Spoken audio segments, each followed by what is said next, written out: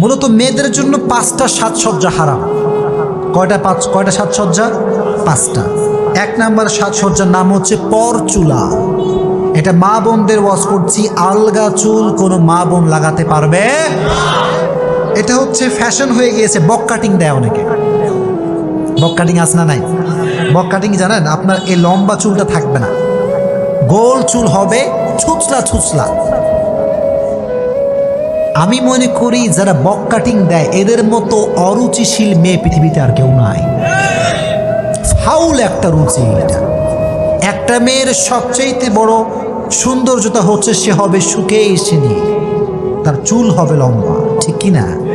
1 নম্বর। 2 নম্বর সাজসজ্জা হচ্ছে মেয়েরা কখনোই ব্রু প্লাক করতে পারবে না। কথা কোন ঠিক কিনা? ব্রু প্লাক করে এরকম মেয়ে নাই? না, আল্লাহর হাবিব বলেছেন তার উপরে আল্লাহর লানত